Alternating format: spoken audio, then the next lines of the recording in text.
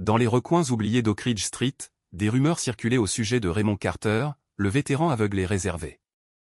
On voyait les lunettes noires, la canne blanche, un homme seul.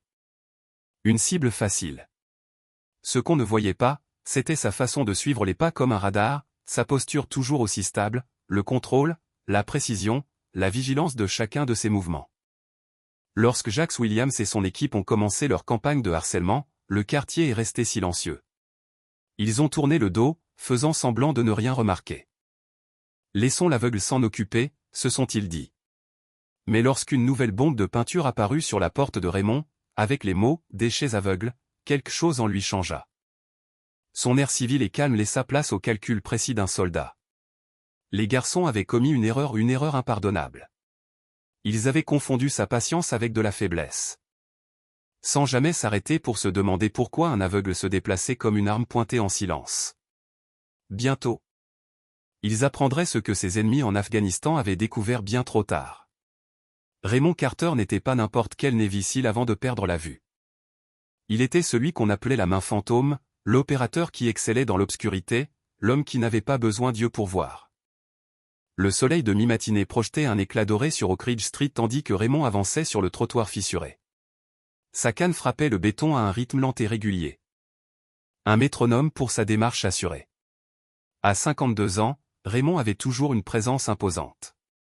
Grand et large d'épaules, ses cheveux poivre et sel coupés courts. Ses lunettes de soleil masquant le regard vide de ses yeux aveugles. « Bonjour, Monsieur Carter », appela Madame Wilson depuis son porche. Raymond pencha la tête vers le son. Un doux sourire jouant sur ses lèvres. « Bonjour, Madame Wilson. Vos roses sentent bon. Tu as un meilleur nez que mon défunt mari, dit-elle en riant. Restez au frais aujourd'hui. » Raymond hocha la tête et poursuivit. Il vivait dans ce quartier depuis 3 ans, depuis qu'il avait décidé que le chaos de la ville ne lui convenait plus. Son modeste appartement au coin d'Oak Ridge et d'Elm n'était pas grand-chose, mais c'était sa paix intérieure. Derrière lui, des rires éclatèrent, aigus et moqueurs. Regardez ça. À la douceur de leurs pas, à la hauteur et au rythme de leur miaulement. Les voix étaient celles de Jax Williams et de son cousin Rico Taylor, 18 et 17 ans. 2 jeunes gens ayant abandonné leurs études secondaires qui se considéraient comme les rois d'Oak Ridge Street. Raymond n'avait jamais vu leur visage, mais il les connaissait bien, leur rire. Leur eau de Cologne, le bruit de leurs baskets sur le trottoir. Ignore-les, murmura une femme en passant devant lui. Ces garçons ne sont que des ennuis. Il hocha la tête. C'était Diane Foster. Un emballage de fast-food froissé le frappa dans le dos. Il marqua une pause, les épaules tendues, puis reprit sa route. Leurs rires le suivirent à l'intérieur. Dans son appartement. Toujours dégagé. Il a déballé ses courses, a placé chaque article à sa place, puis a rempli un petit bol de thon et est sorti par la porte arrière sur une dalle de béton où les chats attendaient. « Allez, mes amis », appela-t-il doucement. Des pas rembourrés s'approchèrent. « Bonjour, Scout. »« Bonjour, Minuit. »« Bonjour, Madame. » Il les salua par leur nom. Les reconnaissant par leurs mouvements et leurs sons. Après avoir nourri les chats, Raymond rentra se changer. Le mardi, il allait au centre communautaire, où il faisait du bénévolat 2 fois par semaine. Il boutonnait sa chemise quand on frappa à la porte. « C'est ouvert, Mira », cria-t-il. Mira Johnson est intervenue. À 34 ans. Elle était assistante sociale du comté chargée de surveiller les anciens combattants handicapés, même si ses visites avec Raymond étaient devenues une sorte d'amitié. « Comment sais-tu toujours que c'est moi » demanda-t-elle en riant. « De la lotion pour les mains à la lavande et du café » répondit Raymond. « Et tu frappes 3 fois. » Un temps. Puis 2 autres. Mira rit chaleureusement. « Un de ces jours, je porterai un autre parfum pour te duper. »« Ça ne marcherait pas » dit Raymond avec un rare sourire. « Tes pas te trahissent. » Léger au talon, lourd à la pointe. Elle a posé son sac. « Prêt pour le centre ?» Madame Palmer a encore besoin d'aide pour cet évier. Elle dit qu'aucun plombier n'a votre talent. Raymond hocha la tête et attrapa sa canne. « Montre-moi la voie. » En marchant vers le centre, Mira lui a parlé des potins du quartier, la nouvelle fresque sur le mur du magasin. Le nid de poule qui a finalement été réparé, la maison d'Anderson Place à vendre. Les frères Williams ont récidivé hier, dit-elle d'une voix tendue. Surprise. Je les connais, corrigea Raymond. Ils m'ont suivi plusieurs fois. Faites des commentaires. Mira s'arrêta de marcher. Raymond, c'est du harcèlement. Tu aurais dû me le dire. Ce sont des enfants, dit-il. Ils s'ennuient, ils sont désœuvrés. Ils cherchent à attirer l'attention. Des enfants comme ça peuvent encore causer de réels dommages. J'ai connu pire. Répondit Raymond en continuant son chemin. Au centre, Raymond a réparé l'évier de Madame Palmer en utilisant uniquement le toucher, a aidé à installer les chaises pour le bingo et s'est assis avec M. Adams, un vétéran du Vietnam luttant contre la démence, écoutant ses histoires répétées avec patience. Vers 16 heures, il a décliné l'offre de Mira de le raccompagner chez lui. Je connais ces rues mieux que la plupart des voyants, lui assura-t-il. Jeudi à la même heure? Je serai là, dit-elle. Raymond rentra chez lui par son chemin habituel. Mais quelque chose clochait. L'air était tendu. Il ralentit, l'essence en alerte.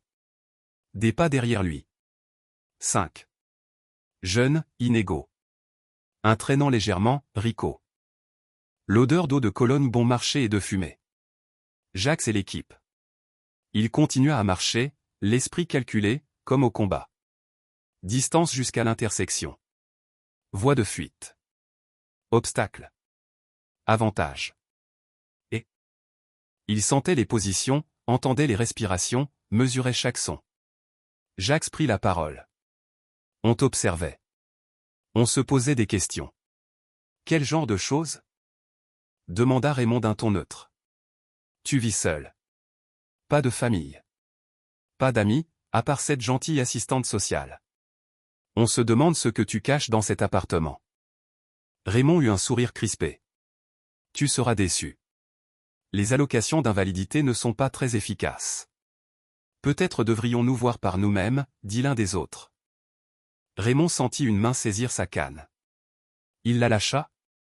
Regardez-moi. Je suis aveugle, se moqua le garçon en tapotant le sol avec sa canne. C'est une propriété du gouvernement.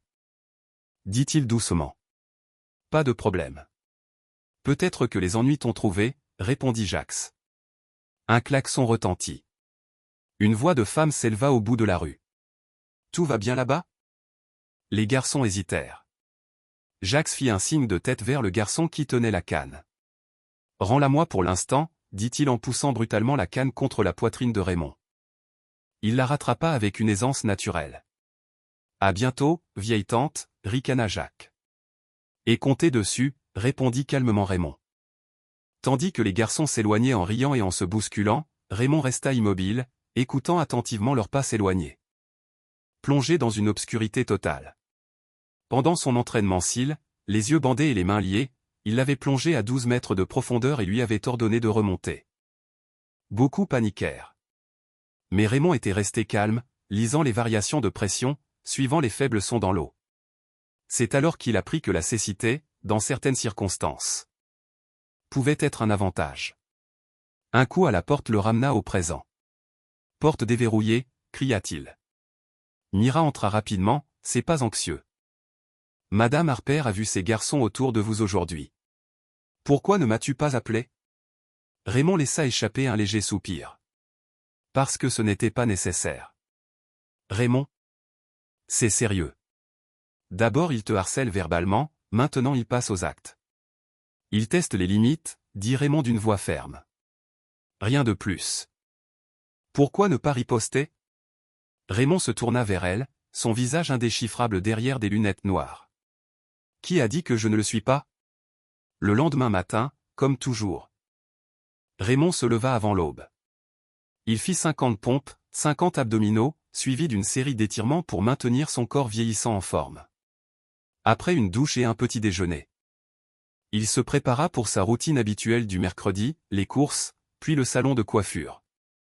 À mi-chemin du pâté de maison, il entendit des pas précipités derrière lui. Monsieur Carter. Attendez. C'était Danny Adams, le petit-fils de Monsieur Adams, du centre communautaire. Ce garçon de 14 ans, dynamique, y faisait souvent du bénévolat. Que puis-je faire pour toi? Danny? Demanda Raymond tandis que le garçon le rejoignait. Je voulais juste te prévenir, dit Danny à voix basse.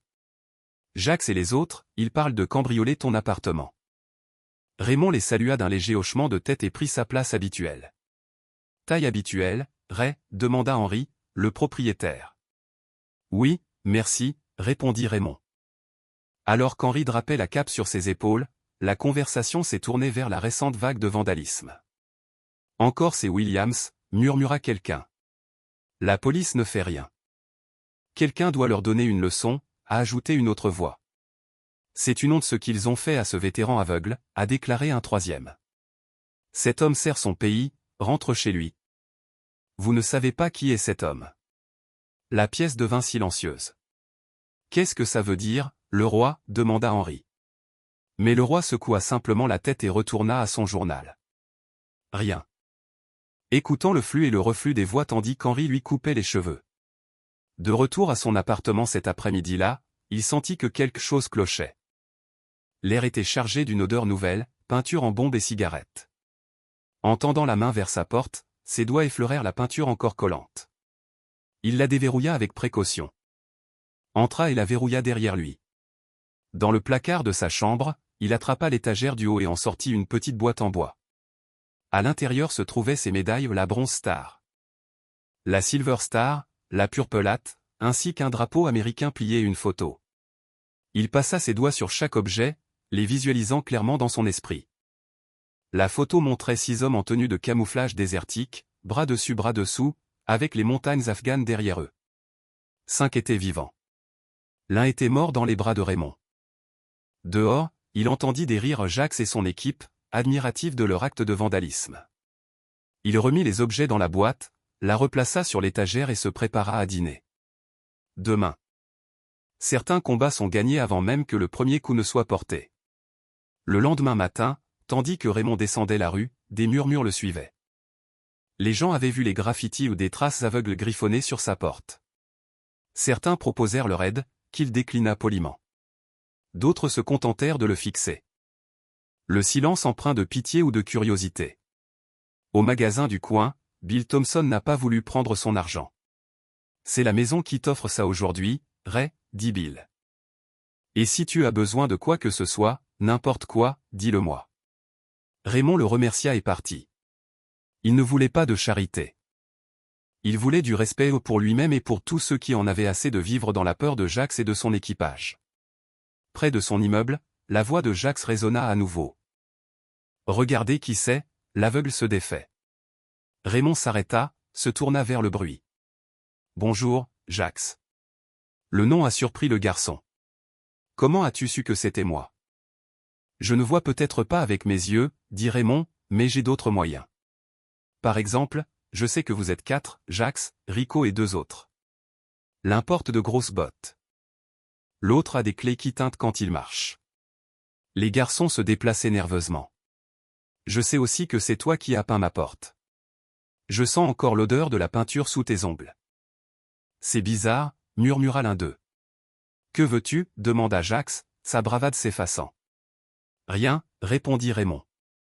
Je rentre juste à la maison. La prochaine fois.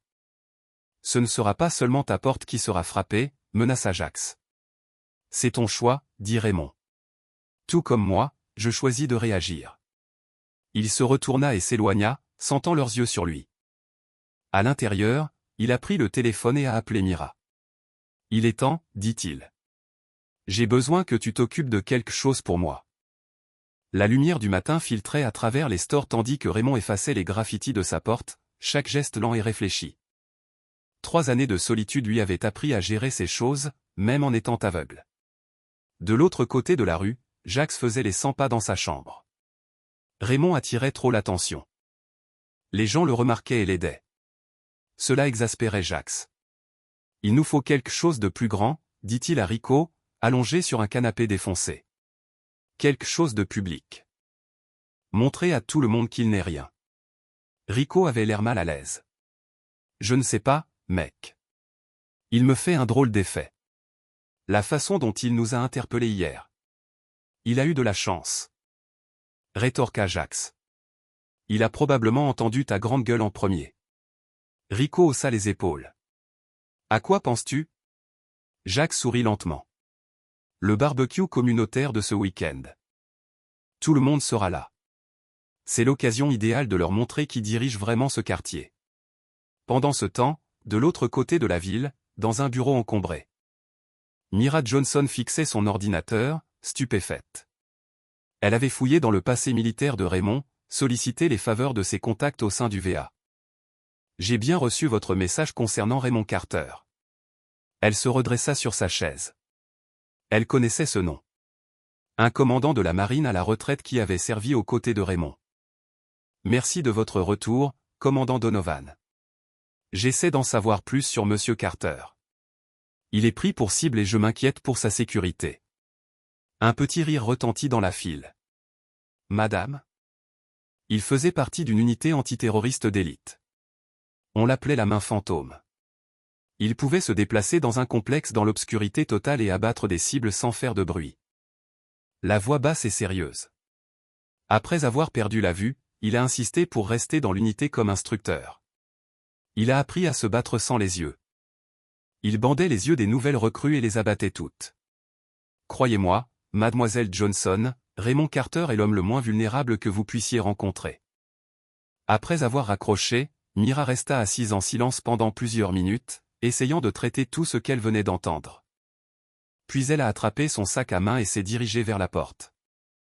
Elle avait besoin de parler à Raymond. Le samedi est arrivé lumineux et clair. Météo parfaite pour le barbecue communautaire annuel à Oak Ridge Park. À midi, les barbecues grésillaient. La musique flottait dans les arbres et les voisins se rassemblaient sur des couvertures et des bancs, les rires résonnant à travers le champ.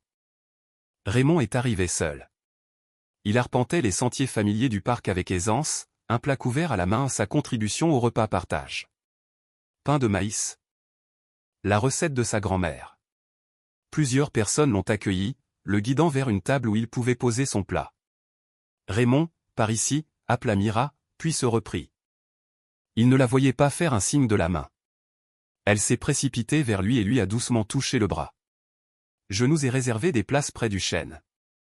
Ça a l'air parfait. Répondit Raymond, la laissant le guider à travers la foule. Alors qu'il marchait, Mira se pencha plus près. Nous devons parler de ce que j'ai découvert sur votre dossier de service. Le visage de Raymond est resté neutre. Plus tard. Ils atteignirent la table de pique-nique où Danny Adams et son grand-père étaient déjà assis. Danny s'est levé et a offert son siège. Pas besoin. Jeune homme, dit Raymond avec un sourire. Je peux gérer. Pendant l'heure qui a suivi, le barbecue s'est déroulé sans problème. Raymond écoutait, riait. Participait aux conversations ici et là. Pour tous ceux qui le regardaient, il n'était qu'un autre voisin amical profitant du soleil. Mais les sens de Raymond étaient toujours à l'affût.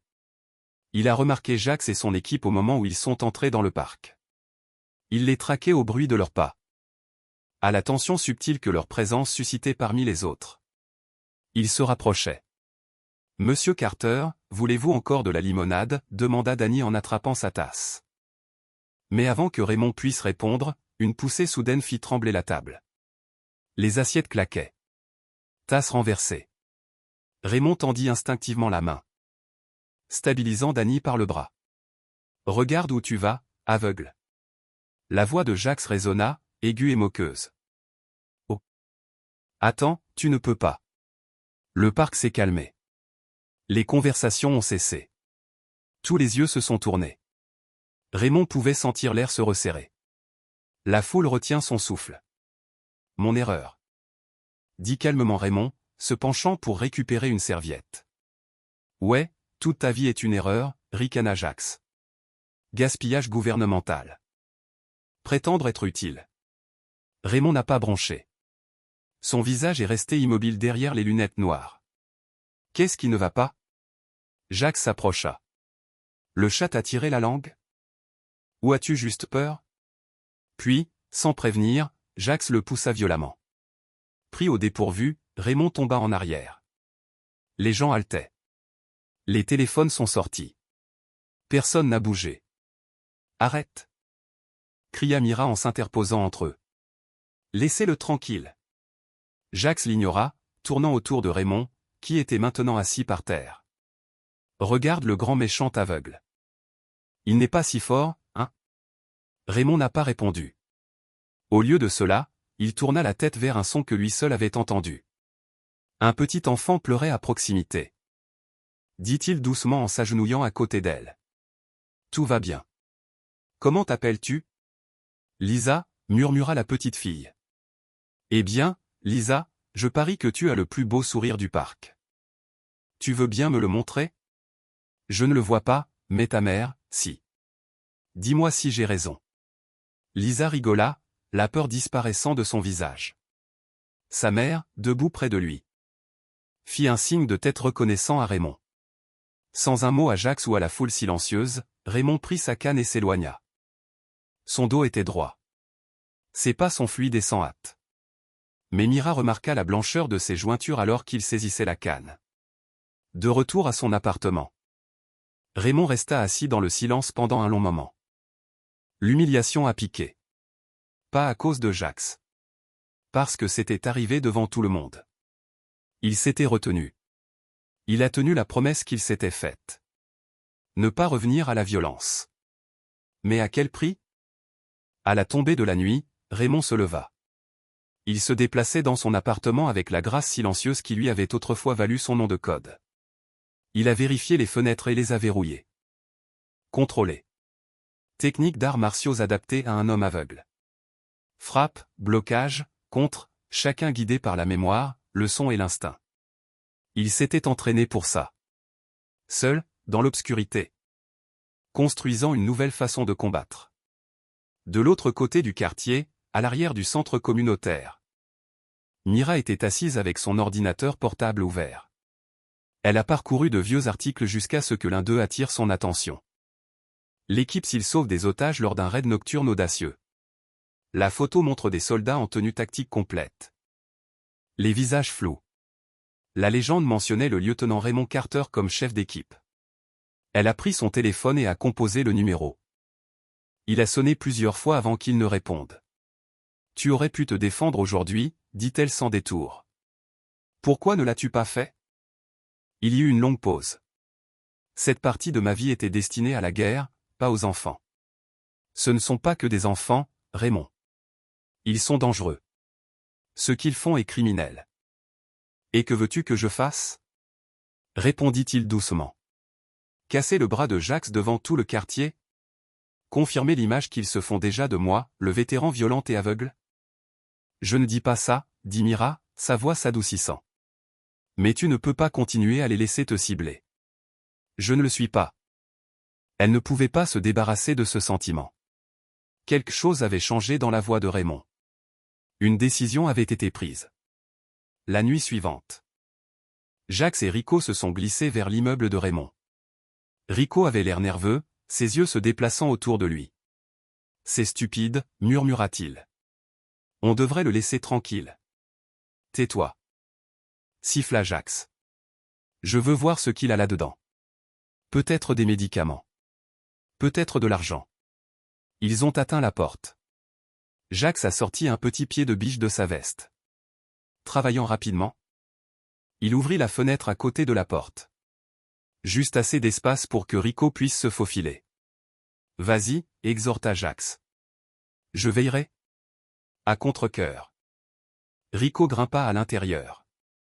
L'appartement était sombre. Silencieux. Il a sorti son téléphone.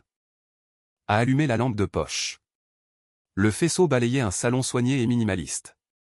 Rico se glissa vers la chambre. Une petite boîte en bois était posée sur la commode. Il l'ouvrit lentement.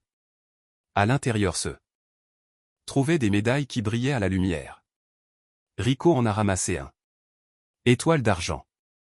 Opération Dague Fantôme. En dessous se trouvait une photo de soldat en tenue complète. Et là, sans équivoque, se trouvait Raymond. Plus jeune, les yeux vifs et fiers. L'estomac de Rico s'est glacé. Il remit soigneusement la médaille en place et recula, prêt à partir. Mais son pied a attrapé quelque chose. Un fil de déclenchement. Une lampe s'est écrasée au sol, brisant le silence. « Jax » siffla Rico. Il faut qu'on y aille. Dehors. Jacques entendit le bruit. Il a couru, laissant Rico se précipiter seul par la fenêtre. Alors que Rico s'enfuyait dans la rue, il ne pouvait se défaire de l'image de cette médaille, de cette photo. L'homme qu'ils avaient tourmenté n'était pas celui qu'ils croyaient. Le lendemain matin, Raymond découvrit la vitre brisée et la lampe fracassée. Il passa lentement ses doigts sur le sol, cartographiant mentalement son intérieur. Il n'était pas là pour faire du mal à qui que ce soit. Pas encore. Il recueillait des informations, se préparait. De retour à son appartement, Raymond se dirigea vers son placard, ouvrit la porte et fouilla dans le coin. Il en sortit un coffre scellé, ouvrit la serrure et souleva le couvercle. À l'intérieur se trouvait son vieil uniforme. Soigneusement plié, ses plaques d'identité posées sur le tissu. En dessous, une paire de couteaux de combat usés, équilibrés, mortels. Il caressa l'acier froid, sentant le poids familier. Raymond se rendit à la quincaillerie, à 6 pâtés de maison de son appartement. Chaque mouvement était calculé, ses pensées étaient nettes et concentrées. Une ligne de pêche, répondit Raymond d'une voix ferme et grave. La plus solide que tu aies. Et quelques petites clochettes. Tom haussa un sourcil, mais n'insista pas. Raymond était un client régulier depuis des années, achetant souvent des combinaisons étranges d'articles qui n'avaient de sens qu'avec le recul. Autre chose, demanda Tom. Raymond marqua une pause, puis hocha la tête. Du fil fin. Du ruban adhésif. Tandis que Tom comptabilisait ses achats, il s'éclaircit la gorge. De retour à son appartement, Raymond se déplaça avec une efficacité discrète. Il installa des fiches-pièges presque invisibles à hauteur de cheville, tout autour du bâtiment. Près des fenêtres et de l'escalier de secours. Non pas pour blesser, mais simplement pour alerter, désorienter. Chaque fil était relié à une minuscule sonnette. Caché là où lui seul pouvait les détecter. Pour les étrangers, il n'était rien. Pour Raymond, il constituait un système d'alerte précoce, parfaitement adapté à ses sens. Ce soir-là, à la tombée de la nuit, Marcus Davis, l'une des nouvelles recrues de Jax, s'approcha furtivement de l'immeuble de Raymond. Jax l'avait envoyé en reconnaissance. Peut-être pour briser une autre fenêtre si la voie était libre. Marcus se déplaçait bas et silencieusement, rasant les murs, se sentant comme un gangster en mission. Mais soudain, son pied s'accrocha à quelque chose de serré. Un léger tintement résonna dans le silence. Marcus se figea. Aucune lumière n'était allumée. Aucune alarme ne retentissait. Soulagé, il s'avança petit à petit, mais un autre fil se déclencha. Cette fois, quelque chose de métallique claqua à proximité. Marcus fit un bond en arrière, le souffle coupé. Il se retourna pour partir trop, c'était trop mais il remarqua quelque chose, un morceau de papier épinglé à hauteur des yeux. Dans le noir, il plissa les yeux, le cœur battant. Ses fils, ce n'étaient pas des farces. C'était de la précision. En faisant son rapport à Jax, sa voix tremblait. Il savait, mec. Il savait qu'on arrivait. Il avait des pièges, et tout. Jax rit. Moqueur. Des pièges? Quoi, comme maman, j'ai raté l'avion? S'il vous plaît. Je suis sérieux, insista Marcus. C'était bizarre, comme s'il nous attendait. Tu as peur d'un vieil homme aveugle? Mais une graine de doute avait été plantée. Le lendemain, Raymond était assis à sa place habituelle au centre communautaire, écoutant les conversations monter et descendre autour de lui. Mira s'approcha, c'est pas distinct. J'ai entendu dire que quelqu'un a encore essayé d'entrer par effraction, dit-elle en s'asseyant à côté de lui. Raymond hocha la tête. Je tâte le terrain. Alors, tes pièges ont fonctionné. Un sourire silencieux effleura ses lèvres. Ses étoiles argentées. La posture de Raymond se raidit. C'était une autre vie. Ces enfants ne savent pas à qui ils ont affaire, n'est-ce pas? Non, dit doucement Raymond. Et je préfère que ça reste comme ça. Pendant les 3 nuits suivantes, Raymond poursuivit sa campagne psychologique. Il se déplaçait dans le quartier tel une ombre, marquant les gangs de leurs empreintes fantomatiques, gravant des symboles subtils sur leur lieu de prédilection ou des symboles que seule une personne ayant suivi une formation militaire pouvait reconnaître. Le jour, il restait le même. Il parcourait ses itinéraires, nourrissait les chiens errants et faisait du bénévolat. Mais maintenant, chaque fois que l'équipage de Jacques s'approchait, l'air changeait. Leur arrogance se transformait en silence. Leur murmure cessait à son passage. Tous sauf Rico. Raymond sentit la rupture.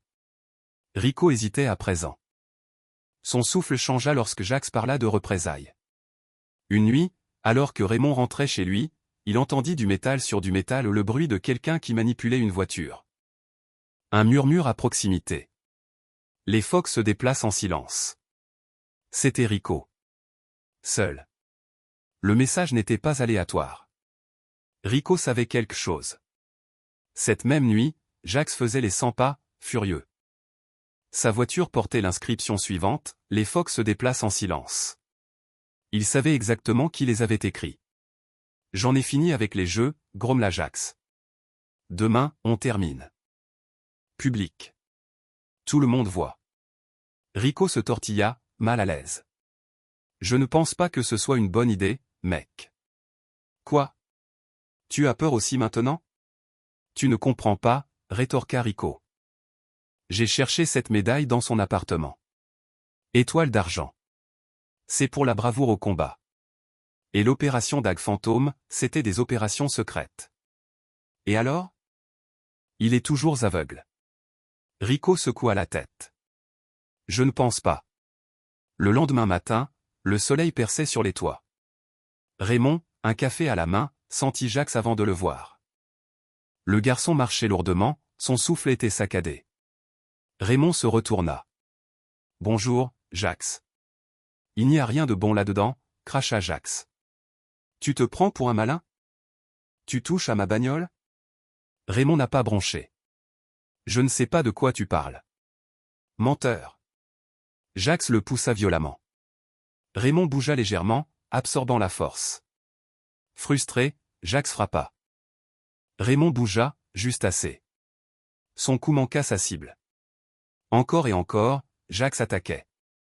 Raymond esquiva, calme et fluide, tel un fantôme se faufilant dans la fumée. Il ne riposta pas une seule fois. Les gens se rassemblèrent, attirés par le chaos. Des murmures circulèrent. Il ne le frappe même pas. Finalement, Jacques se précipita, désespéré. Raymond fit un pas de côté. Jacques heurta violemment le trottoir. Raymond tendit la main. Besoin d'aide pour monter ? Jacques l'a repoussé d'une claque, les yeux brûlants. Ce n'est pas fini. Alors qu'il s'éloignait en titubant. Raymond entendit le changement. Les murmures avaient changé. La pitié s'était muée en autre chose. Respect. Mais Raymond n'en tirait aucun réconfort. Il savait ce qui allait suivre. Escalade. Cet après-midi-là, on frappe à sa porte. Rico. Se déplaçant nerveusement, voix douce. Puis-je entrer ? Raymond s'écarta. À l'intérieur, Rico regarda autour de lui, émerveillé par l'ordre. La clarté. Vous étiez dans la marine, n'est-ce pas ? Demanda-t-il. Pas seulement dans la marine. Autre chose. Raymond s'assit et fit un signe de tête vers une chaise. Pourquoi es-tu ici ? Rico ? Rico déglutit difficilement. Pour vous prévenir, Jacques, il fait venir des étrangers. Des types du quartier chic. De vraies armes. Et pourquoi me le dire ? Parce que... Rico hésita. Parce que ce qu'on fait, c'est mal. Et parce que quoi que tu sois avant, qui que tu sois, tu ne méritais pas ça. Raymond hocha lentement la tête. Merci pour l'avertissement. Après le départ de Rico, Raymond resta immobile, assis en silence, l'esprit perdu dans son souvenir d'Afghanistan. La mission avait échoué dès le début. Des renseignements erronés. Une résistance imprévue. Son équipe était tombée dans une embuscade dans un étroit col de montagne. Au milieu du chaos, Raymond avait traîné un coéquipier blessé à couvert, protégeant son corps avec le sien lorsque la grenade avait atterri à proximité. L'explosion lui avait fait perdre la vue mais avait sauvé une vie. Cette nuit-là, Raymond commença à se préparer. Il dégagea les allées de son appartement, déplaçant les meubles avec précision, mémorisant chaque détail. Il plaça les objets à portée de main en cas de danger. Une lourde lampe de poche près de la porte d'entrée. Une canne près de la fenêtre. Un couteau de cuisine caché derrière la porte de la salle de bain. Il enfila des vêtements sombres et silencieux. Retira sa montre et tout ce qui pouvait faire du bruit. Puis il attendit, à l'écoute du rythme subtil du quartier qui s'endormait. Vers minuit, il les entendit. Des pas. Plusieurs groupes. Approchant furtivement. 5 personnes, peut-être 6. L'une boitait légèrement. Un autre respirait bruyamment, un fumeur. Il reconnut la voix de Jacques qui murmurait des instructions. Le léger cliquetis d'une arme qu'on vérifiait. Ils avaient évité les alarmes extérieures. Quelqu'un les avait alertés pour les fils de déclenchement, probablement Rico, malgré son avertissement. Raymond ne le lui reprochait pas. La loyauté n'était jamais simple. Les intrus se séparèrent, couvrant plusieurs points d'entrée. Raymond resta immobile au centre de la pièce. Les traquant chacun avec ses sens aiguisés. Il entendit le loquet de la fenêtre contestait. Le grincement d'un pied sur l'escalier de secours. Le léger grincement métallique d'un crochet à la porte de derrière. Le premier à entrer fut le fumeur. Raymond l'identifia instantanément à son odeur. L'homme se faufila prudemment dans l'appartement sombre, le faisceau de sa lampe torche fendant l'air. Lorsque le faisceau le dépassa, Raymond bougea. 3 pas silencieux et il se retrouva derrière l'intrus. Une pression précise sur le cou, et l'homme s'effondra sans un mot. Le deuxième et le troisième arrivèrent par la fenêtre de la chambre. Comme Raymond l'avait prédit. Il avait déjà placé une petite table sur leur passage. L'un d'eux trébucha et percuta l'autre. Avant qu'il puisse se reprendre, Raymond frappa. Des coups nets et efficaces au point de pression les firent tous deux tomber inconscients. Le quatrième s'est précipité par la porte d'entrée, brandissant un objet lourd, une batte de baseball. Raymond s'est baissé, a attrapé la batte au retour et a profité de l'élan de l'homme pour le projeter contre le mur. Un coup violent au plexus solaire l'a laissé sans souffle. Seul Jacques restait. Coincé dans la cage d'escalier. Raymond entendit sa respiration saccadée. Le déplacement nerveux de son poids sur le vieux plancher. Il se préparait à courir. Le cours est terminé. Dit doucement Raymond. Sa voix trancha le silence comme un couteau. Jacques s'élança dans les escaliers, son pied de biche se balançant frénétiquement. Raymond para le coup. Lui arracha l'arme et le plaqua contre le mur. Il ne le blessa pas, il le maintint simplement fermement. Écoutez bien, dit Raymond, calme mais autoritaire. Ça se termine ce soir. La prochaine fois, je ne serai pas aussi patient. Jacques se figea, puis se retourna et dévala l'escalier. Raymond écouta les pas qui s'éloignaient. Puis il retourna vers les autres, vérifiant leur pouls. Aucun n'était gravement blessé. Juste inconscient ou essoufflé. Il les disposa près de la porte pour faciliter la sortie. Puis il s'assit sur sa chaise et attendit. Un par un. Les événements de la nuit ne passèrent pas inaperçus. En milieu de matinée, des voitures de patrouille s'arrêtèrent devant son immeuble. L'agent Mike Daniels frappa à la porte. « Monsieur Carter ? Vous avez une minute ?» Raymond ouvrit la porte, impeccablement vêtu. Aucune trace des violences de la nuit. « Bonjour, monsieur l'agent. Que puis-je faire pour vous ? J'ai eu des invités indésirables. Ils sont partis sans incident. » Dans la rue, une foule s'était rassemblée. Les voisins chuchotaient et pointaient du doigt. Madame Wilson s'avança de l'autre côté du couloir. « Ces voyous harcèlent monsieur Carter depuis des semaines », a-t-elle déclaré à l'agent. « Ils ont cassé des vitres, tagué sa porte à la bombe. Et il ne s'est jamais plaint. » D'autres se sont joints à lui, partageant leurs histoires.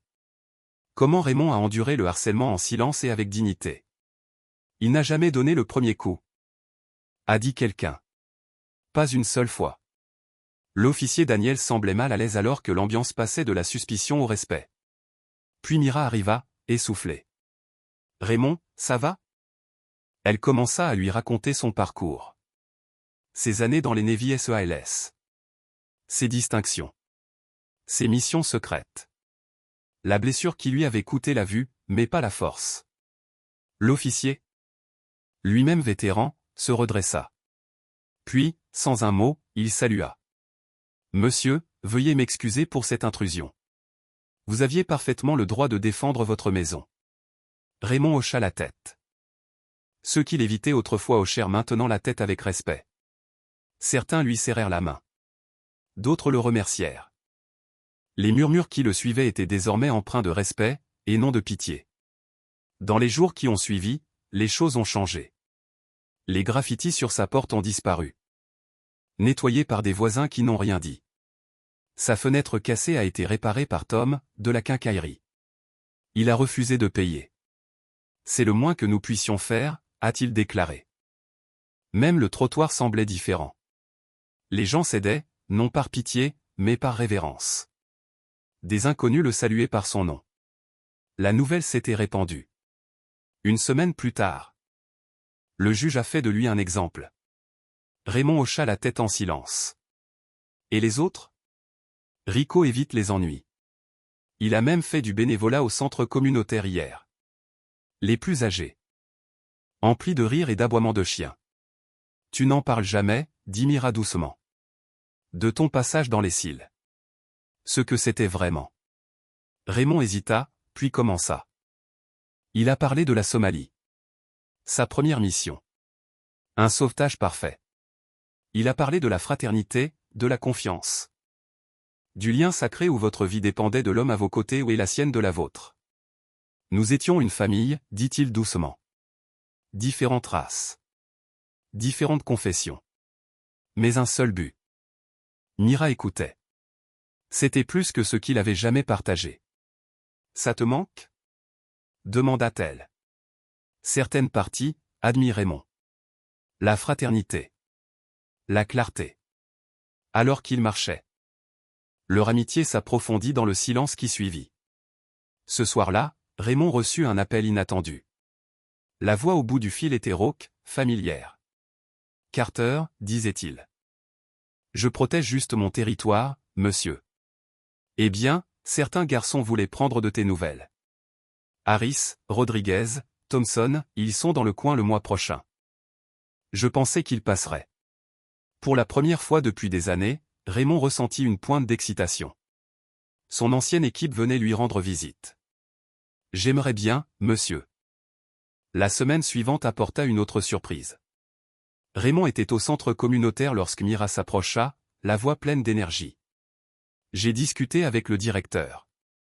Nous voulons lancer un cours d'autodéfense pour les adolescents du coin, un cours qui leur apprendrait la discipline, le contrôle, à fuir plutôt que de se battre. Elle marqua une pause. Nous espérions que vous pourriez envisager de l'enseigner. Raymond pencha la tête, réfléchissant. Tu es sûr que c'est une bonne idée? Moi, apprendre aux enfants à se battre? Non. Corrigea doucement Mira. Tu leur apprends à ne pas se battre. Il y a une différence. Il y réfléchit un instant, puis hocha la tête. J'y réfléchirai. Ce soir-là. Aujourd'hui, il comprenait que la vérité était plus profonde. Le lendemain matin, un coup frappé à sa porte le prit au dépourvu. En ouvrant, il reconnut immédiatement la respiration nerveuse. Pour apprendre, comment se défendre? Peut-être, répondit Raymond. Pourquoi poses-tu cette question? Je me demandais. Tino se déplaça, mal à l'aise. Est-ce que ça te dérangerait si je m'inscrivais? Enfin, après tout ça. Les traits de Raymond s'adoucirent. Tu n'es pas trop tard, Tino. Les cours commencent mardi prochain. Tandis que Tino partait, plein de gratitude, Raymond resta un moment sur son porche. Il écoutait le monde qui l'entourait, les rires des enfants, les voitures qui passaient. La musique qui s'échappait des fenêtres ouvertes. Il sentait le soleil caresser son visage, la brise charriant des parfums familiers de cuisine et de fleurs fraîches. Pour la première fois depuis des années, Raymond Carter se sentait véritablement chez lui. Non seulement il vivait dans un espace, mais il appartenait à une communauté. Sa main reposait sur sa canne. Mais sa posture exprimait la force tranquille d'un guerrier, calme, posé, prêt à affronter l'avenir. 3 semaines s'étaient écoulées depuis la nuit où Raymond avait défendu sa maison. Ses cours d'autodéfense étaient remplis d'adolescents en quête de concentration et de force. Un matin, en rentrant de sa tournée habituelle pour le café, Raymond entendit des pas familiers. Mira s'approchait, le souffle court, la voix étranglée. Raymond, appela-t-elle en le rattrapant. J'ai quelque chose à te dire. Il se tourna vers elle. Qu'est-ce qui ne va pas? Jax Williams a été libéré hier, dit-elle à voix basse. Libération anticipée en raison de la surpopulation. Son casier judiciaire est fermé, mais il est de retour. Raymond l'écouta tranquillement, l'expression indéchiffrable derrière ses lunettes noires. Alors ces leçons ne sont pas terminées, dit-il enfin. Qu'est-ce que ça veut dire? Demanda Mira. L'inquiétude perçant ses mots. Ça veut dire que je serai prêt, répondit-il. S'il a retenu la leçon, il n'y a pas de problème. Sinon. Il laissa ses mots s'éteindre. À l'autre bout de la ville. Dans un appartement miteux connu pour la drogue et la violence, Jax Williams était assis dans un salon délabré, ruminant, une bière à la main, trop jeune pour la boire. Son séjour en maison de correction ne l'avait pas adouci, il l'avait transformé. Il avait été moqué sans relâche pour avoir été abattu par un aveugle. L'humiliation le rongeait. Il est temps qu'il comprenne qui est vraiment aux commandes. Ce soir-là, à la tombée de la nuit, Raymond rentra chez lui à pied depuis le centre. Son dernier cours avait duré tard et les rues étaient calmes. En s'engageant dans la ruelle qui lui servait de raccourci, Raymond remarqua immédiatement que quelque chose clochait. L'air avait changé. Une nouvelle odeur, une eau de Cologne inconnue. Une respiration calme mais posée. « Bonsoir, messieurs, dit Raymond calmement en s'arrêtant dans la ruelle. Vous êtes 3. Si je ne me trompe pas. Un sifflement sourd perça l'obscurité. Mec, il ne plaisantait pas à ton sujet, dit une voix plus âgée, plus froide que celle de Jax. Des oreilles comme celles d'une chauve-souris. Mieux, corrigea Raymond. Les chauves-souris n'entendent pas le cliquetis de sécurité d'un pistolet à 20 pas. Silence. Puis des pas. Je m'appelle Drex. Je suis un ami de Jax. On a pensé qu'on pourrait parler du quartier. Rien à redire, dit Raymond d'un ton neutre. Ce quartier est sous ma protection maintenant. Un rire rauque résonna sur les murs de la ruelle. Une protection? Qu'est-ce que tu vas faire, aveugle? Tu as eu de la chance avec les voyous. On est différents. Raymond ne broncha pas. Il observa leur position. Drex se tenait devant, confiant, armé. 2 autres sur les côtés, l'un nerveux, l'autre essoufflé. Dernière chance de partir, prévient Raymond. Drex hocha la tête. L'homme le plus imposant bondit le premier, brandissant une lourde chaîne. Raymond écouta le sifflement et s'élança à la dernière seconde. La chaîne heurta la brique. Raymond frappa les jambes de l'homme, l'envoyant s'écraser. Un autre arriva avec une lame. Raymond attrapa son poignet en plein cou et appuya sur un nerf. Le couteau tomba. L'agresseur tituba. Drex se figea, secoué. Raymond se tourna vers lui. Drex leva une arme. Ne bouge pas, aboya-t-il, la voix tendue. Raymond s'avança. Le problème avec les armes à feu, a-t-il déclaré. C'est qu'ils vous rendent arrogant. Dans un éclair, Raymond frappa son poignet. L'arme pivota dans l'obscurité. Avant que Drex puisse réagir, Raymond le tenait fermement. Écoute bien. Murmura Raymond. Ce quartier est interdit. À toi, à Jax, à tous ceux qui cherchent des ennuis. Passez le message. Il relâcha Drex. Les 3 s'éloignèrent en titubant. Ce n'est pas fini. Grogna Drex. C'est possible, répondit Raymond. C'est à toi de voir. Raymond resta immobile, les écoutant disparaître dans la nuit. Le combat avait duré moins d'1 minute. Mais ce ne serait pas la dernière. Jax s'intensifiait. Au matin, l'histoire s'était répandue. À chaque nouvelle version. La légende de Raymond grandissait, désarmant une douzaine de gangsters d'un coup de petit doigt, disaient certains. La communauté s'est mobilisée. Les voisins se sont entraidés. Une surveillance de quartier s'est formée. Raymond, bien que ne recherchant pas l'attention, en est devenu le cœur. Au centre, ses classes ont doublé. Les parents ont également rejoint le groupe. Désireux d'apprendre de l'homme qui a lutté contre la peur. Parmi les nouveaux visages, il y en avait un que Raymond reconnut immédiatement. Rico Taylor, le cousin de Jax. Le garçon qui l'avait prévenu. Rico était assis tranquillement au fond. Après le cours, il s'est approché. Monsieur Carter, dit-il doucement. J'ai entendu ce qui est arrivé à Drex. Les nouvelles se répandent vite, répondit Raymond. Jax est furieux. Rico continua à voix basse, il pense que tu l'as fait paraître faible. Il prépare un coup terrible pour se venger de toi et de tout le quartier. Et tu me dis ça parce que... demanda Raymond. Rico hésita, choisissant soigneusement ses mots. Parce que j'en ai fini avec tout ça. Te voir ce soir-là, voir comment tu aurais pu nous entendre mais ne l'as pas fait, m'a fait voir les choses différemment. Raymond pencha légèrement la tête. Comme s'il observait le visage de Rico malgré l'obscurité derrière ses lunettes. Puis il dit, il y a un mur au centre communautaire à repeindre. Il y a des graffitis. Mira recherche des bénévoles. Rico comprit l'offre tacite. Je serai là demain matin. Alors que Rico se tournait pour partir, Mira entra dans le couloir, assistant à l'échange avec une surprise silencieuse. C'était Rico Taylor, demanda-t-elle après son départ. Il cherche un moyen de revenir, répondit Raymond. Tout le monde mérite cette chance. Mira s'assit à côté de lui, d'un ton sérieux. Il y a autre chose. Certains des nouveaux amis de Jax, ce ne sont pas que des voyous du quartier. Drex a un casier judiciaire. Vol à main armée, agression. Ça devient dangereux. C'était déjà le cas, dit Raymond calmement. La différence, c'est qu'ils le savent maintenant aussi. De l'autre côté de la ville, Jax arpentait furieusement l'appartement de Drex. Les poings serrés de frustration. Vous aviez dit que vous le géreriez, cria-t-il. 3 d'entre vous ne pourraient pas abattre un aveugle? Les yeux de Drex se plissèrent. Sa voix basse et sèche. Surveille tonton, mon garçon. Cet aveugle est vraiment quelqu'un d'exceptionnel. Il a suivi une formation militaire. Il est membre des forces spéciales. Ce n'est peut-être plus un jeu. Et alors?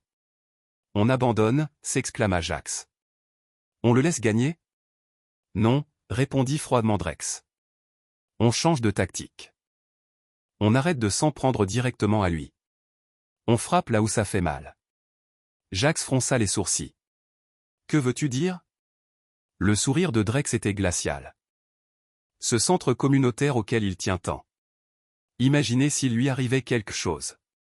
L'expression de Jax s'assombrit, un lent sourire se dessinant. Comme un feu. Exactement. Acquiesça Drex. Les accidents arrivent dans les vieux bâtiments. Le plan a été rapidement mis en place. Il frapperait la nuit, quand le bâtiment serait vide. Des cocktails Molotov à travers les fenêtres causeraient un maximum de dégâts. Le message serait clair, si vous nous trahissez, tout ce qui vous est cher brûlerait. À leur insu, Tino Garcia. Ancien disciple de Jax et désormais un habitué du cours de mentorat de Raymond, a entendu le complot dans une supérette du coin. Horrifié, il a couru droit à l'appartement de Raymond. Monsieur Carter, s'exclama Tino en frappant à la porte. Ils vont incendier le centre communautaire ce soir. Raymond écouta calmement le garçon lui expliquer tout. Lorsqu'il eut terminé, Raymond hocha la tête. Merci, Tino. Rentre chez toi. Reste là-bas cette nuit. Après le départ de Tino, Raymond a passé 2 appels. Le premier à Mira, lui demandant de rester à l'écart du centre. Le second à l'agent Daniels, lui donnant des informations. Puis il a commencé à se préparer. La nuit tomba sur le quartier dans un silence inquiétant. Le centre communautaire était sombre. Immobile et apparemment sans protection, ses fenêtres illuminant le clair de lune. À l'intérieur, Raymond avançait avec le geste calme et posé de quelqu'un qui avait déjà fait cela ou quelqu'un qui avait autrefois tendu des embuscades sous le ciel ennemi. Il était arrivé plusieurs heures plus tôt. Fort de sa connaissance approfondie de l'agencement du bâtiment, il avait mis en place une défense discrète. Le système de sécurité nouvellement installé avait été modifié. Les lumières étaient réglées pour aveugler. Les alarmes étaient calibrées. Les sprinklers étaient remplis de mousse extinctrice au lieu d'eau. Raymond, vêtu de sombre, se déplaçait silencieusement. Se positionnant près de l'entrée principale, les sens en éveil, chaque son résonnant comme un murmure dans son esprit. Il ne s'agissait pas de se battre. Il s'agissait de prévention. Protéger l'essentiel. Vers minuit, un mouvement s'est produit. Les portières des voitures se sont fermées. des bouteilles en verre ont teinté. 4 silhouettes se sont mises en position, tentant d'encercler le bâtiment. Il reconnut la respiration rapide et nerveuse de Jax, la démarche assurée de Drex. Les autres ne lui étaient pas familiers, mais leurs pas étaient calculés. Dangereux. Chacun portait des cocktails Molotov. Drex se tenait à la porte arrière, ricanant avec son partenaire. Cet aveugle ne verra pas sa venir, ricana-t-il. À l'intérieur, Raymond entendait chaque mot. Il se tenait près du panneau de contrôle qu'il avait installé plus tôt, les doigts en l'air. Drex alluma un briquet, dont la flamme projeta une lueur orange sur son sourire. Une alarme stridente a retenti dans la nuit et une épaisse mousse s'est mise à pleuvoir du plafond. Drex recula en titubant, trempé, sonné, et laissa tomber la bouteille éteinte. Il n'avait pas vu Raymond arriver. Avec une précision experte, Raymond réduisit la distance. Un coup rapide au plexus solaire de Drex, un coup de pied circulaire, et l'homme s'effondra. Avant que Drex ne puisse se relever, Raymond lui avait attaché les poignets avec des serre-câbles. « Reste en bas », ordonna-t-il d'une voix basse et autoritaire. Drex étant retenu. Raymond se tourna vers les autres. De l'autre côté, Jax paniqua. Il laissa tomber sa bouteille et se précipita dans une ruelle. Alors qu'il tournait au coin de la rue, une silhouette lui bloquait le chemin.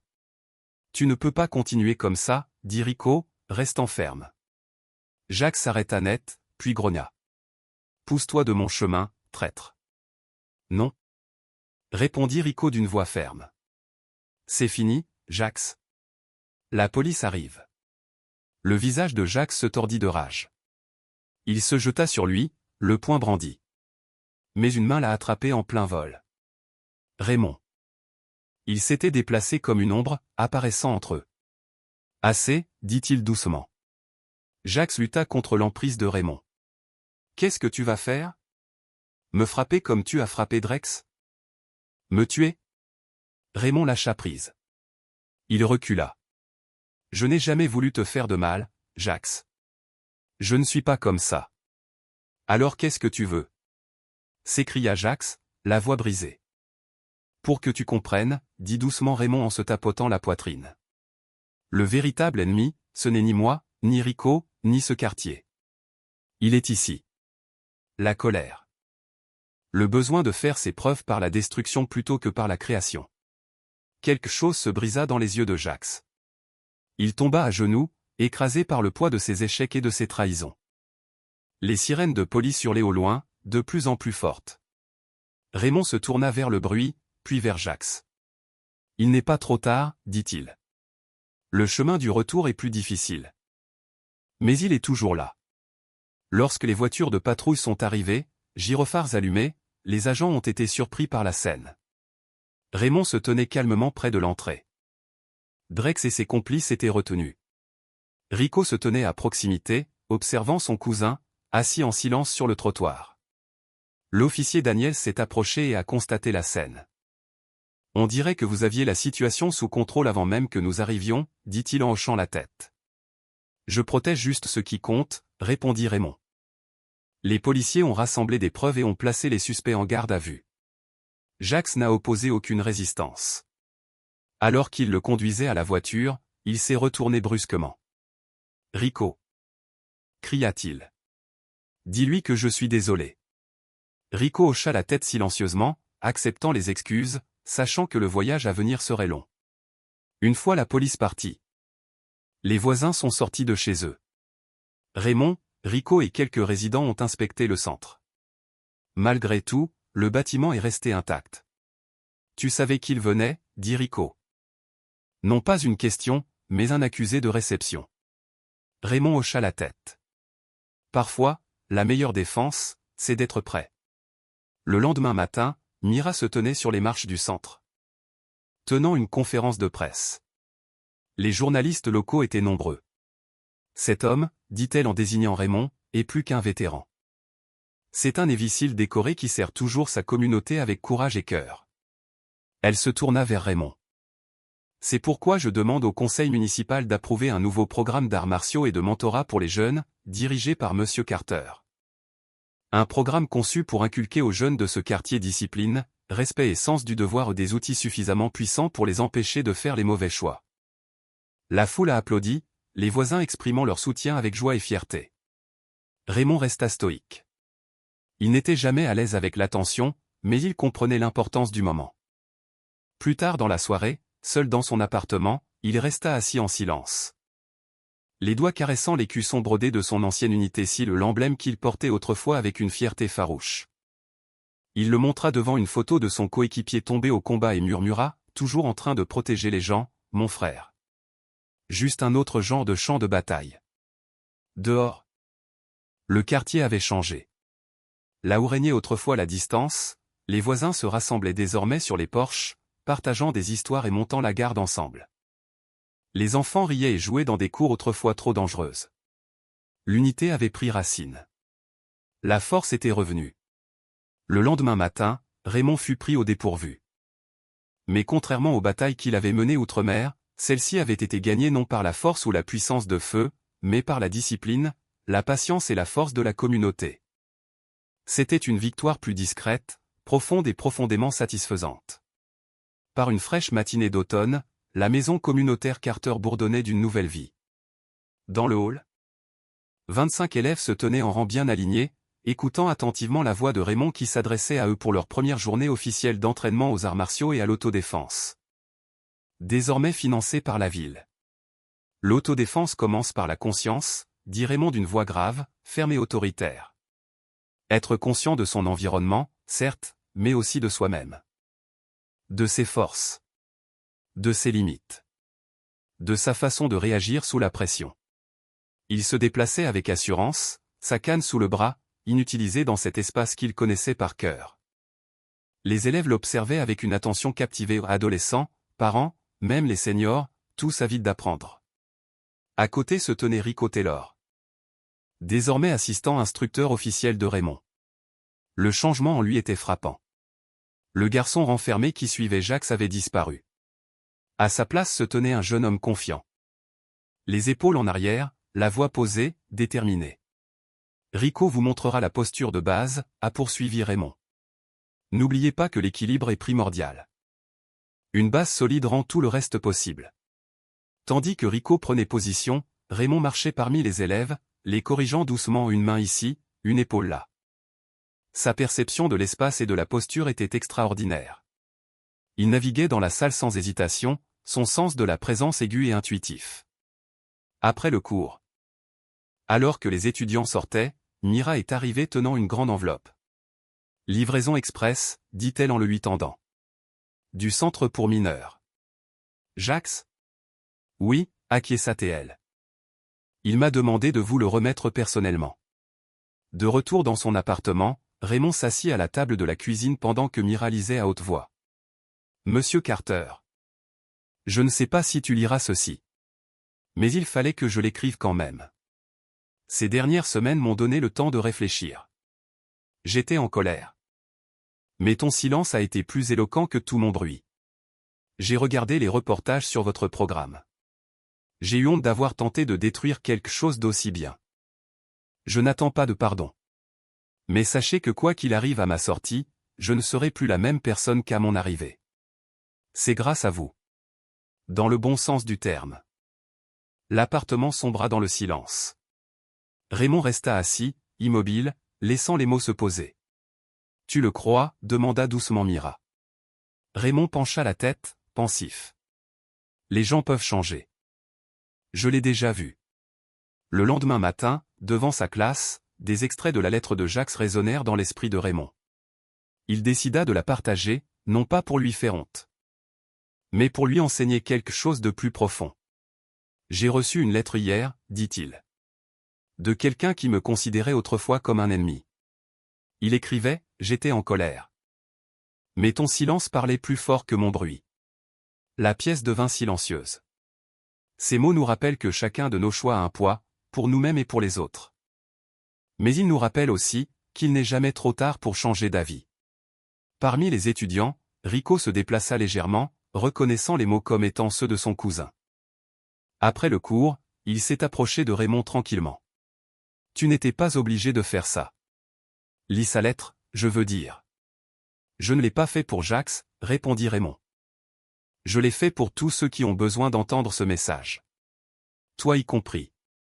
Plus tard dans la semaine, Mira apporta des nouvelles troublantes. Il y a un réseau de combat de jeunes qui opère dans toute la ville, dit-elle d'une voix tendue. Des jeunes de 13 ans seulement sont recrutés pour se battre pour le divertissement et les jeux d'argent. Certains viennent de notre quartier. Raymond écoutait attentivement. Que font les autorités? Ils enquêtent. Mais c'est risqué. Les organisateurs utilisent des entrepôts abandonnés et changent souvent de lieu. Quand la police arrive, ils sont déjà partis. Elle hésita. Je pensais, peut-être qu'on pourrait faire quelque chose? Raymond hocha lentement la tête. Nous le faisons déjà. Nous donnons aux enfants un but. Une structure et un sentiment d'appartenance. C'est comme ça que nous ripostons. C'est comme ça que nous gagnons. Mira sourit et lui serra le bras. Toujours le stratège. Le programme de Raymond s'est répandu au-delà du quartier. 2 mois après la tentative d'incendie criminel, une conseillère municipale a visité le centre. Impressionnée par ce qu'elle a vu. Elle a promis davantage de financement et de ressources. D'autres instructeurs se sont portés volontaires, dont, contre toute attente, Jason Miller, un ancien membre de l'équipage de Drex. Il s'est présenté un après-midi, inquiet mais déterminé. « Monsieur Carter, commença-t-il. Je courais avec Drex. Ce soir-là, au centre. J'étais censé être là. J'ai annulé à la dernière minute. » Raymond resta immobile, ses lunettes noires illisibles. « J'ai observé ce que vous construisez ici. C'est du concret. Je boxais. Je m'entraînais dur avant de me perdre dans ce monde. Je me suis dit que je pourrais peut-être aider maintenant. Donner quelque chose en retour. » Le silence planait dans l'air. Finalement, Raymond hocha la tête. « Les gens peuvent changer, a-t-il dit. Je l'ai vu. Le programme s'est rapidement développé. Des anciens combattants retraités se sont joints à nous, offrant mentorat et apprentissage des compétences essentielles. Ce qui n'était au départ qu'un cours d'arts martiaux est devenu une véritable initiative de développement des jeunes, alliant entraînement, soutien scolaire. Développement du leadership et service communautaire. » Raymond en restait le cœur. Il parlait rarement de son passé, se concentrant plutôt sur le présent et les possibilités à venir. Mais lorsqu'un élève avait besoin d'encouragement, il partageait une anecdote de son expérience chez les silos non pas sur le combat, mais sur la résilience, le courage et la loyauté. 3 mois plus tard, le centre communautaire organisait un sommet de la jeunesse. À la surprise générale, Rico s'est porté volontaire pour prendre la parole. Il s'est présenté devant ses pairs. Les dirigeants et les journalistes, s'exprimant avec sincérité et assurance. Il y a 6 mois, j'étais sur la mauvaise voie, a-t-il admis. Je suivais des gens qui ne se souciaient pas de moi.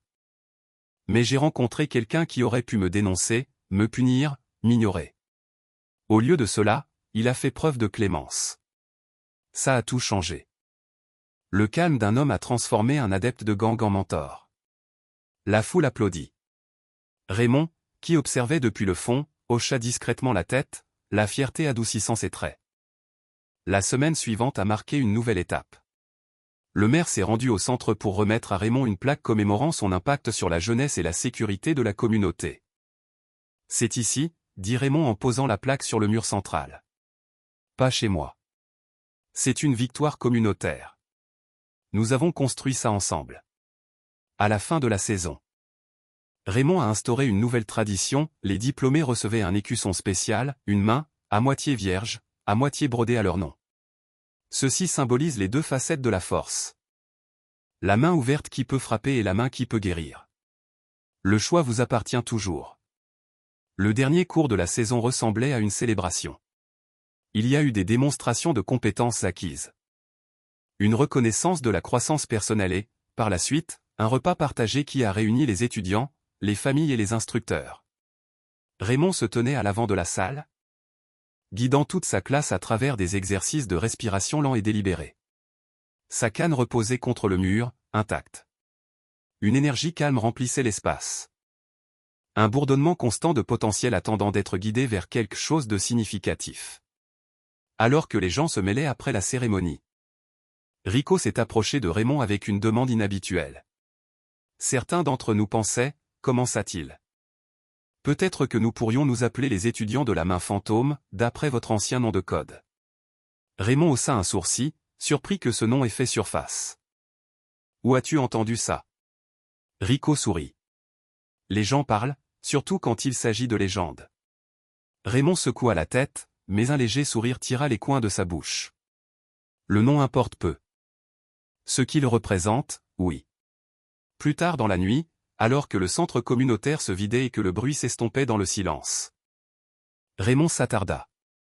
Il passa ses doigts sur les nouveaux tapis, les murs lisses maintenant réparés. La plaque près de l'entrée qui portait son nom. Ce qui n'était autrefois qu'un bâtiment était désormais quelque chose de plus. C'était chez lui. Pour lui et pour le quartier qu'il avait choisi de protéger. Le printemps a apporté un nouveau départ. Les cerisiers en fleurs fleurissaient le long d'Oak Ridge Street. Leur doux parfum porté par la brise. À la maison communautaire Carter. Les préparatifs pour la nouvelle saison battaient leur plein. Les inscriptions ont doublé. Au cours d'une cérémonie silencieuse à laquelle ont assisté le personnel et des bénévoles de longue date. Raymond a officiellement nommé Rico Taylor comme son instructeur adjoint. Tu l'as mérité, dit-il en lui tendant un nouvel uniforme. Pas seulement par vos compétences. Mais aussi par votre caractère. Rico a pris l'uniforme avec un sérieux inhabituel. Je ne te laisserai pas tomber, a-t-il promis. Je sais. Répondit simplement Raymond. La réputation du programme a commencé à se répandre au-delà du quartier. Lorsque la nouvelle d'un tournoi régional d'arts martiaux a éclaté. Plusieurs élèves de Raymond se sont portés volontaires pour participer. Parmi eux se trouvait Tino Garcia, autrefois timide, aujourd'hui un jeune homme confiant et concentré. La journée du tournoi était électrique et pleine d'excitation. Raymond était présent avec Mira à ses côtés, l'écoutant attentivement décrire les matchs. L'énergie de la foule et les visages sur le ring. Lorsque le dernier combat de Tino a été annoncé. Les acclamations ont éclaté de la part de la délégation de Carter House. Il fait face à quelqu'un qui fait 2 fois sa taille. Murmura Mira. Un jeune d'Uptown avec des années d'expérience en plus. Raymond hocha la tête sans inquiétude. La taille et l'expérience comptent moins que le cœur et la préparation. Le match était féroce mais clair. Tino a utilisé ce qu'on lui avait appris, l'effet de levier plutôt que la force, la patience plutôt que le pouvoir. Et il a gagné. Alors qu'il montait sur le podium et acceptait sa médaille, il se tourna vers l'endroit où Raymond était assis et s'inclina profondément. Il te le dédie, dit Mira. La voix serrée par l'émotion. Il a juste dit, c'est pour l'homme qui ne m'a pas combattu, mais qui m'a appris. Un sourire plein et sans retenue éclaira le visage de Raymond. Une semaine plus tard, une voiture inconnue s'est arrêtée devant son appartement. Il portait des plaques officielles. Un chauffeur militaire est sorti, escortant quelqu'un jusqu'à la porte de Raymond. Jax Williams, récemment libéré de détention pour mineurs. Raymond n'avait pas besoin qu'on le lui dise. Il entendit les pas. Reconnut le rythme plus lent. Mesuré maintenant. Moins hostile. Monsieur Carter, dit Jax alors que la porte s'ouvrait. Je ne savais pas si tu voudrais me voir. Entrez. Répondit Raymond en s'écartant. Le chauffeur a expliqué que Jax avait été placé dans un programme spécial de réhabilitation pour les jeunes délinquants. Cela comprenait des travaux d'intérêt général sous surveillance. Jax avait spécifiquement demandé une affectation à la maison communautaire Carter. C'est à vous de décider, monsieur. Ajouta respectueusement le chauffeur. Compte tenu de votre expérience, le directeur du programme a jugé préférable de vous céder la parole. Après que le chauffeur soit parti attendre dehors. Raymond et Jax se sont assis en silence. Pourquoi ici, demanda Raymond. De tous les endroits où tu pourrais aller? Jax prit une inspiration. Parce que je dois réparer ce que j'ai essayé de détruire, dit-il doucement. Je ne peux pas revenir en arrière. Mais je peux essayer de faire mieux maintenant. Raymond le considérait, illisible comme toujours. Il y a un mur du fond au centre qui a besoin d'être repeint, a-t-il déclaré. Vous pouvez commencer par là. Au cours des semaines suivantes. Jax a travaillé. Il ne parlait que lorsqu'on lui parlait. Il a peint le mur. Mais ne s'est pas arrêté là. Il a réparé des chaises cassées. Réparé la structure de jeu de la jungle. Nettoyé les gouttières. Il travaillait avec une concentration qui surprenait même ceux qui l'avaient connu au pire. Un jour, un groupe d'artistes locaux est venu voir Raymond avec une proposition. Il voulait peindre une fresque sur le mur du fond récemment restauré. Quelque chose qui reflétait le cœur du centre et l'esprit de la communauté. « Qu'est-ce que tu avais en tête ?» demanda Raymond.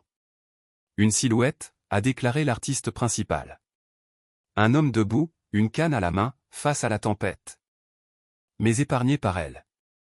Nous voulons l'appeler le guerrier silencieux. Raymond hésita, mal à l'aise d'être le centre d'attention. Mais avant qu'il ne puisse parler, Jacques leva les yeux de l'endroit où il avait balayé. Il ne devrait pas y avoir que lui, a déclaré Jacques. Ajoutez des élèves derrière lui. Montrer comment la force d'une personne peut en inspirer d'autres. Les artistes ont adoré l'idée. Jacques s'est porté volontaire pour aider à peindre. À l'approche de l'été, l'influence de Raymond a déclenché quelque chose de nouveau. Un groupe de soutien pour les vétérans aveugles et handicapés a ouvert ses portes dans le magasin voisin. Mira a aidé à l'organiser. Elle a demandé à Raymond de parler à l'ouverture. « Tu sais que je ne suis pas du genre à faire des discours », a-t-il dit. « Juste quelques mots. » A-t-elle insisté. « Ils vous admirent. Votre parcours leur donne de l'espoir. » Raymond a finalement accepté. Ce jour-là, il se tenait devant une salle pleine de gens qui savaient ce que signifiait tomber et continuer. Il a partagé son histoire, non pas la douleur, mais le but. Ce n'est pas la perte, mais ce qui est venu après. L'effet a été immédiat. Plusieurs vétérans se sont inscrits. Pas seulement en tant qu'étudiants, mais en tant que futurs instructeurs. Début juillet. Raymond a effectué sa visite annuelle au mémorial des vétérans du centre-ville. C'était l'anniversaire du jour où il a perdu la vue et a sauvé son coéquipier. Il passa ses doigts sur les noms gravés jus. Qu'à ce qu'il en trouve un. Sergent-chef Michael Prentice. Nous avons construit quelque chose de bien ici, frère, murmura Raymond à la pierre. J'aimerais que tu puisses le voir. Alors qu'il se retournait pour partir, un journaliste s'est approché. Monsieur Carter. J'aimerais beaucoup faire un reportage sur votre centre. Raymond a commencé à décliner. Mais quelque chose le retenait. C'était peut-être l'anniversaire. C'était peut-être l'idée que d'autres pourraient construire leur propre version de ce qu'il avait construit ici. Une courte interview, a-t-il accepté. À propos du travail. Pas à propos de moi. L'histoire est devenue virale. Les demandes ont afflué, interview, reportage. Apparition. Raymond a le plus décliné. Il est resté concentré sur le sol sous ses pieds. Le maire a ensuite déclaré le mois d'août, journée d'appréciation de la communauté Carter. Raymond a protesté. Il ne voulait pas de discours ni de fanfare. Mais le jour de l'événement, quelque chose d'inattendu s'est produit. Alors que le maire appelait Raymond à parler, ses étudiants se mirent en formation. En parfaite harmonie, ils exécutèrent un kata. Chaque geste précis et empreint de respect. Ils conclurent par une révérence en direction de Raymond. La foule éclata en applaudissements nourris. Raymond, comprenant grâce au son et à la narration apaisante de Mira, s'inclina en retour. Aucun discours ne fut nécessaire. Alors que la fête continuait, une petite main tira doucement la manche de Raymond. C'était Lily, la fille de Mira. « Monsieur Raymond, demanda-t-elle, le champ de bataille vous manque-t-il parfois ?» Mira voulut l'interrompre, mais Raymond se baissa, songeur. « Chaque jour, répondit-il. Mais ici, je combats encore, simplement pour une paix meilleure. » Cette nuit-là, alors que les dernières lumières s'éteignaient et que la musique s'éloignait, Raymond rentra seul chez lui. Le quartier avait changé. Les porches autrefois désertés abritaient désormais des familles. Les rires d'enfants emplissaient l'air là où régnait auparavant le silence. Les rues vibraient d'un sentiment nouveau, celui d'appartenance. Et pour la première fois depuis longtemps,